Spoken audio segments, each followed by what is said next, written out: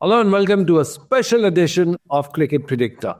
This is Sunil Yash Kalra welcoming you all on the fourth test match of the Border-Gavaskar Trophy with two of my eminent personality guests on the show today. One who's played for India in the past 2.5 decades ago, and then we have Paul Dennett, one of the most influential voices emerging from the Australian podcasters and the writers. Paul, welcome to the show. Let me just quickly ask you, what's the surround sound? I can see the Pacific Ocean behind you. Let me just ask you, is this the surround sound better than the voice that you hear at the back of your background? Hey, Sunil, it's great to be here.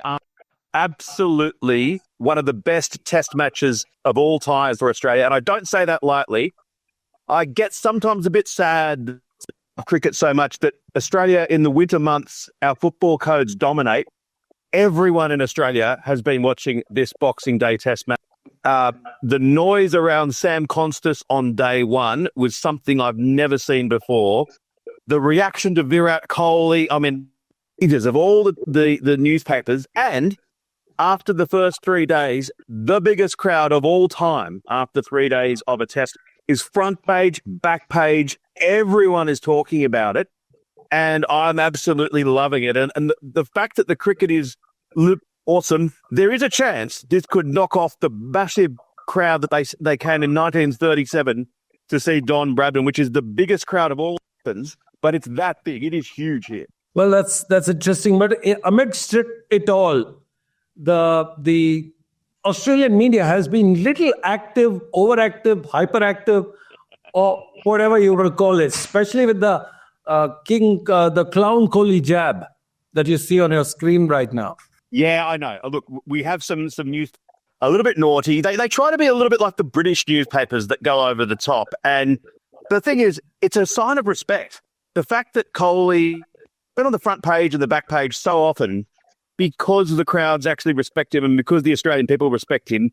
And sometimes the way we show respect is a little bit to how other countries show it. So the fact that, to be honest, the Australian people were a bit annoyed about the way that he shoulder charged Sam Constas and thought that we've got a bit of a harsher suspension. But it's all part of the excitement. And look, these are newspapers that normally put football on their front pages. And the fact, it's a bit rude and a bit, maybe not as classy as some of our broadsheet newspapers might do it. But ultimately, it's a song. Well, I also invite Noel David, the former Indian cricketer, onto the show quickly, considering Nitish Reddy is from that part of the town and that part of his region where he's played enough of his cricket. What do you think of this new kid on the block who's been making noise and knocking the doors? Just amazing. Just no one thought, and who was batting during the selection to the Indian test team, I think hats off to them first place, because where was Nitish Kumar Reddy if you go last year? No way. The IPL, the way he played the IPL season for Sunrisers, I think that gave him the platform to get into the big scene. And I think the selectors gave him a nod. He has proved from the day one, once he arrived in Australia. I think whatever scores he had, the 30s, the 40s, and today he's converted into a very big one and still playing on 105. That shows the caliber of this guy. He plays Ranji Trophy from Andhra, which is just beside our state. And I heard a lot about him. He's a keen hard worker. He works hard on his ethics cricket. He's very down to earth person, very soft spoken also. And I think he comes from a very background where his dad, his mother has brought him up very well. And I'm very proud of this guy, because being from the region of ours, I think hats off to the guy who has come out flying colors today. Well, amazing.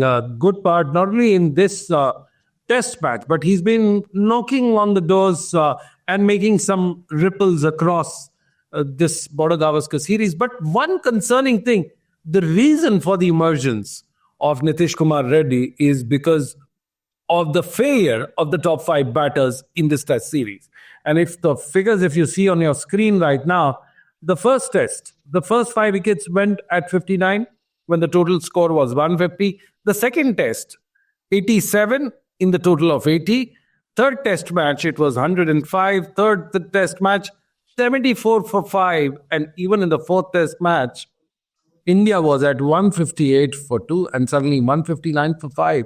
So when your top 5 order is failing you consistently, emergence of Tilak Varmas of the world, the Rishabh Pants of the world, and Nitish Reddy emerges. Do you believe it's a cluster failure of the top 5?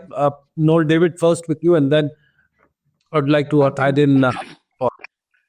I think this is the main concern for the Indian team at the present, which is ongoing for the series. And I find that Virat or Rohit or anybody on the top orders are failing consistently. And I think this is, you can say this is a keen platform for the youngsters to come into the side. I'm not saying that Virat should retire, or I'm not saying Rohit should retire, but this is a great opportunity for youngsters to grab them a place into the Indian team. If you see Nitish Kumar Reddy, an opportunity is given, he's been performing. I think there is, as you named, Tilak Varma is there.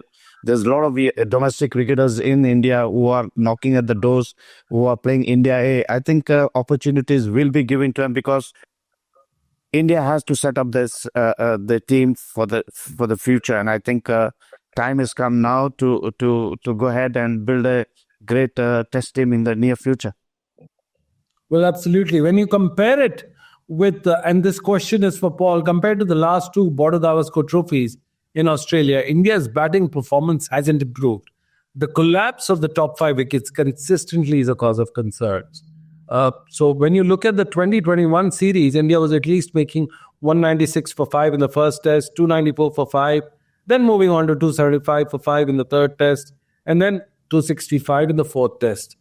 And here, when you look at it, when you are in the double digits and the first 5 wickets fall, do you think the onus and the blame has to be, I mean, Rohit would be feeling the heat. What do you say? He would be. Respected Pujara a lot. A bit like we used to respect Jeff Boycott. Didn't necessarily find him all that entertaining, but we were very happy when we... It's a massive issue with Rohit Sharma because he's been a fantastic player, but you look at his sort of average in the last 2 years, averaging under 30. This dismissal in this first innings didn't look very good. In his favour, I think the SCG pitch is the sort of pitch which is where the next test will be, is the sort of pitch that he could succeed on. But I also have some concerns about his captaincy, and I think that where India have really led Australia the first session on day 2, where Cummins batted really well with freedom, and so did Smith. But I like to think what would have been the case of, say, of India. He would have been saying to the bowlers, you've got to hit the top of off stump. I am not going to set defensive fields for bad bowling. You bowl a bat, going to get hit before. We need to apply pressure and stop the singles. And Rohit Sharma and so many other captains do it, but I think he'll really get away. There's enough in the pitch then that I think that was the session that India should have been able to get Australia all out, and maybe we'd now be talking about India with Australia rather than still with a relatively sizable first innings deficit. If as on to Paul Dennett, I don't see that captaincy with the way the Rohit initially when he captained India. You know, that flair, that aggressiveness, that attacking field which he is to set up. I think he is now become a little more defensive captain. You know, he's just going through that, I can say, that motion. I feel that what Rohit is doing. And that's what, as Paul Dennett said, a captain has to demand from his bowlers. If you hit the top of the stumps. That's what I look at. The captain should say. Absolutely. But in the meanwhile, you also are, with your non-performance, putting in some pressure on someone like Yashasvi Jaiswal, who scored 275 runs in 7 innings. But apart from 160 odd runs in the knock, he's only managed 114 runs in the 6 innings. Rohit Sharma has scored 22 runs in 4 innings, less than any player in the top. In fact, the tailenders go in bigger part. Virat Kohli has scored 162 runs in 6 innings with 100 runs in 1 knock. Shubman Gill, who's been dropped for the 4th test, scored 60 runs in 3 innings before being dropped due to inconsistency. And KL Rahul has been having a little up and down, kind of a very spike up and low valleys kind of a graph. And you see, he's not doing great either. So, Paul, when you have inconsistent middle order, top order suffers, and then the emergence of tail-enders happen. Yeah, and I think that you've also got to acknowledge that a lot of these pitches have been, there's been enough in it for the bowlers, and Australia do have a very good bowling. And the Indian middle order with Nitish Kumar ready, I think it's good that they've got Jadeja back into the side. Washington Sundar was a controversial in this match, but his 50 may well yet prove crucial. So I don't think they need to make drastic changes at the top, but I think it will be interesting here whether they have the courage to sort of say to Rohit, maybe it's time to sit out in Sydney, get someone like Ishwaran or Praz Khan or Shubman Gill back into the side. I don't know. Is there any prospect of that happening, do you guys think? Well, absolutely. On that, guys, I thank all my viewers and thank all the experts and panels and the creative staff who's worked on the statistics. Thank you very much, gentlemen. We'll be back tomorrow and talk about the bowling of India. Has it proved to be a bane or boon? Let's keep watching NewsX. Don't go anywhere else. We'll be back after a short commercial break. For more such videos, subscribe to the NewsX YouTube channel, hit the bell icon.